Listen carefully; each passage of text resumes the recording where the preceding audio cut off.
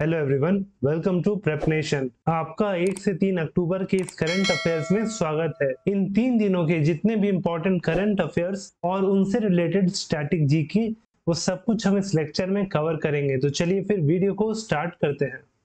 पहला क्वेश्चन है, Lata Mangeshkar chowk has been inaugurated in which state? Lata Mangeshkar chowk का उद्घाटन किस राज्य में किया गया है? तो किया गया है option B Uttar Pradesh. Option B Uttar Pradesh. Uttar Pradesh के मुख्यमंत्री योगी आदित्यनाथ ने अयोध्या में लता मंगेशकर चौक का उद्घाटन किया और ये जो है 28 सितंबर को किया गया, जिस दिन था लता मंगेशकर का 93rd बर्थ एनिवर्सरी। वहीं योगी आदित्यनाथ जी ने जो अयोध्या का नया घाट क्रॉसिंग है उसका नाम भी बदल के लता मंगेशकर क्रॉसिंग रख दिया है और वहीं उस क्रॉसिंग के बीचों बीच एक विशाल वीणा को रखा गया है जो कि 40 फुट लंबा और उसकी ऊंचाई है 12 मीटर की। और वहीं उस विशाल वीणा का जो वजन है वो 14 टन का है, जिसे बनाने में करीब करीब 8 करोड़ रुपए खर्च हुए हैं। और वही इस वीणा के शिल्पकार हैं राम सुतार जी। राम सुतार जी जिन्होंने स्टैच्यू ऑफ लिबर्टी का निर्माण किया था। Who announced his new political party Democratic Azad party?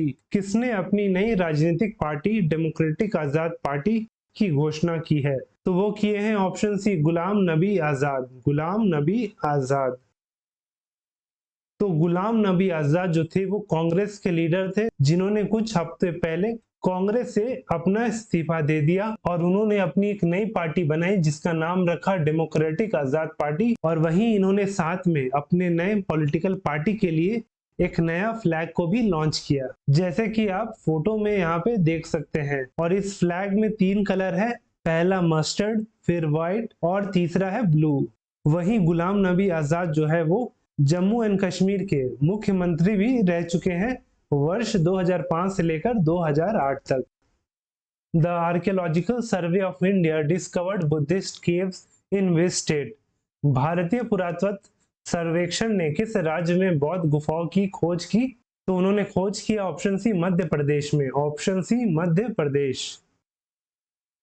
तो जो आर्कियोलॉजिकल सर्वे ऑफ इंडिया है उसे मध्य प्रदेश के बांधवगढ़ टाइगर रिजर्व में मिला 26 बुद्धिस्ट केव। और वहीं इनके हिसाब से जो केव है इसका जो टाइम पीरियड है बनने का वो है 2nd सेंचुरी से लेकर 5th सेंचुरी बीसी तक। और ये सारे के सारे बुद्धिस्ट केव जो है वो बौद्ध धर्म के महायान सेक्ट से रिलेट करते हैं। आपको पता होगा जो बौद्ध धर्म है उसमें 2 सेक्ट है, एक महायान और दूसरा हीनयान। महायान यानी कि हायर व्हीकल और वही हीनयान यानी कि लेसर व्हीकल। और जो मेजर डिफरेंस है हीनयान और महायान में वो ये है कि जो महायान सेक्ट के लोग हैं वो आइडल वर्शिप पे बिलीव करते हैं और साथ में वो गौतम बुद्ध को भगवान की तरह देखते हैं। और वहीं जो हीनयान सेक्ट के फॉलोअर्स है वो गौतम बुद्ध को एज नॉर्मल ह्यूमन बीइंग मानते हैं और साथ में उस सेक्ट में आइडल वर्शिप नहीं किया जाता है। और साथ में एक डिफरेंस और है कि जो हीनयान सेक्ट का जो टीचिंग है वो बेस्ड है on original teaching of Gautam Buddha.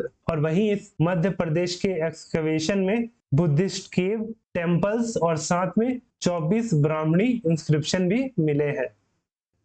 Mohammad bin Salman has been named as the prime minister of which country? Mohammed bin Salman को किस देश के प्रधानमंत्री के रूप में नामित किया गया है? तो किया गया है option A Saudi Arabia. Option A Saudi Arabia. तो जो सऊदी अरेबिया के जो किंग है उनका नाम है सलमान बिन अब्दुल अजीज। उनके जो बड़े बेटे हैं प्रिंस मोहम्मद बिन सलमान, उनको उन्होंने नामित किया है एज प्राइम मिनिस्टर। वही उनके जो दूसरे बेटे हैं जिनका नाम है प्रिंस खालिद, वही उनको डिप्यूटी डिफेंस मिनिस्टर से प्रमोट करके बना दिया गया है सऊदी अरेबिया का डिफेंस मिनिस्टर। वही बात करें सऊदी अरेबिया की तो उसका जो कैपिटल है वो है रियाद और करेंसी है Saudi riyal. Saudi riyal. Who has been appointed as the new Attorney General of India for a period of 3 years? 3 साल की अवधि के लिए भारत के नए अटॉर्नी जनरल के रूप में किसे नियुक्त किया गया है? तो नियुक्त हुए हैं option C R Venkataramani. R Venkataramani. तो भारत की राष्ट्रपति द्रौपदी मुर्मू जी ने आर वेंकट रमानी जी को नियुक्त किया है as new attorney general of India, वो भी 3 वर्षों के लिए। और ये जो है रिप्लेस कर रहे हैं के वेणुगोपाल जी को, के वेणुगोपाल। वहीं जो अटॉर्नी जनरल होता है वो चीफ लीगल एडवाइजर होता है भारत सरकार का। Who has been appointed as the Director General of the Employees State Insurance Corporation? कर्मचारी राज्य बीमा निगम के महानिदेशक के रूप में किसे नियुक्त किया गया है? तो नियुक्त हुए हैं option B Rajendra Kumar, option B Rajendra Kumar. तो Rajendra Kumar ji 1992 batch IAS officer थे, तमिलनाडु कैडर से, जो करेंटली एडिशनल सेक्रेटरी है ministry of electronics and information technology के। As per a report by Union Tourism Ministry, which state had the highest number of foreign tourist visits in 2021? केंद्रीय पर्यटन मंत्रालय की एक रिपोर्ट के अनुसार 2021 में किस राज्य में विदेशी पर्यटकों की संख्या सबसे अधिक थी? तो सबसे ज्यादा फॉरेन टूरिस्ट विजिट हुआ है ऑप्शन ए महाराष्ट्र में, option A Maharashtra. Vice president Jagdeep Dhankhar ने एक रिपोर्ट रिलीज किया जिसका टाइटल था इंडिया टूरिज्म स्टैटिस्टिक्स 2022। उसके हिसाब से महाराष्ट्र और उसके बाद तमिलनाडु में जो फॉरेन टूरिस्ट का विजिट था वो सबसे ज्यादा था। और वहीं भारत में जितने आर्कियोलॉजिकल सर्वे साइट्स है उसमें जो सबसे ज्यादा टूरिस्ट विजिट हुआ है वो है Taj Mahal, Taj Mahal. Which of the following state assembly passed the bill for international Buddhist university? निम्नलिखित में से किस राज्य की विधानसभा ने अंतरराष्ट्रीय बौद्ध विश्वविद्यालय के लिए विधेयक पारित किया? तो वो राज्य है जहां पे इंटरनेशनल बुद्धिस्ट यूनिवर्सिटी बनेगा वो है option B Tripura, option B Tripura. और ये जो बुद्धिस्ट यूनिवर्सिटी है इसका नाम है Dhamma Dipa international Buddhist university, जो कि बनाया जाएगा मनु बंकुल में, मनु बंकुल। और इस यूनिवर्सिटी में बौद्ध धर्म से रिलेटेड जितनी भी जानकारी है उसको प्रोफेशनल कोर्स के फॉर्म में यहाँ पे पढ़ाया जाएगा। और वहीं बात करें त्रिपुरा की तो राजधानी है अगरतला है, और वहीं जो सीएम है अभी हाल में ही बने हैं वो है मनिक शाह, मनिक शाह। और साथ में गवर्नर है Satyadev Narayan Arya, Satyadev Narayan Arya. Who authored the book Wildlife India at 50? वन्य जीव भारत एट 50 पुस्तक के लेखक कौन है? तो वो है ऑप्शन सी मनोज कुमार मिश्रा, मनोज कुमार मिश्रा। तो मिश्रा जी ने वाइल्ड लाइफ इंडिया एट 50 लिखा है और इस किताब को पब्लिश किया है रूपा पब्लिकेशन इंडिया ने। और वहीं ये बुक पब्लिश किया गया है क्योंकि इस साल था वाइल्ड लाइफ प्रोटेक्शन एक्ट 1972 का 50th एनिवर्सरी, यानी कि 9 सितंबर 1972 को ये जो एक्ट है इन फोर्स में आया था। और वहीं जो मिश्रा जी है वो एक former Indian forest service officer है। वहीं इस किताब में इन्होंने भारत के 50 साल के जो लंबा वाइल्ड लाइफ जर्नी रहा है उसको इन्होंने इस किताब में दर्शाया है। Which state is hosting the 36th National Games 2022? 36वें राष्ट्र खेल 2022 की मेजबानी कौन सा राज्य कर रहा है? तो वो कर रहा है option D Gujarat, option D Gujarat. और वहीं जो गुजरात है ये पहली बार नेशनल गेम्स होस्ट कर रहा है। तो ये नेशनल गेम्स का 36 एडिशन है जो गुजरात में 29 सितंबर से लेकर 12 अक्टूबर तक चलेगा। और इसे इनॉग्रेट किया था भारत के प्रधानमंत्री नरेंद्र दामोदर दास मोदी जी ने। वहीं ये नेशनल गेम्स का आयोजन गुजरात के 6 शहरों में किया जाएगा जो है अहमदाबाद, गांधीनगर, सूरत, वडोदरा, राजकोट और भावनगर। और इस नेशनल गेम्स में 7000 एथलीट हिस्सा लेंगे अक्रॉस 36 स्पोर्टिंग डिसिप्लिन्स। और वहीं अगला फैक्ट जो आपकी एग्जाम के लिए बहुत ही ज्यादा इंपॉर्टेंट है कि 2 ऐसे नए स्पोर्टिंग डिसिप्लिन्स है जो इस नेशनल गेम में ऐड होंगे, जिसमें पहला है मालखंबा और दूसरा है योग आसन। और वहीं बात करें गुजरात की तो ये फॉर्म हुआ था 1 मई 1960 को। और सीएम है भूपेंद्र भाई पटेल, तो गवर्नर है आचार्य देवव्रत। और वहीं गुजरात में कुल 33 डिस्ट्रिक्ट है, तो लोकसभा से यहाँ 26 सीटें अलॉटेड है, तो राज्यसभा के लिए यहाँ पे 11 सीटें हैं। वहीं गुजरात का जो स्टेट एनिमल है वो है एशियाटिक लायन, और वहीं जो स्टेट बर्ड है वो है greater flamingo. Which zone won the title of Duleep trophy 21-22? Duleep trophy 21-22 का खिताब किस क्षेत्र ने जीता? तो वो जीता option C west zone, option C west zone ने।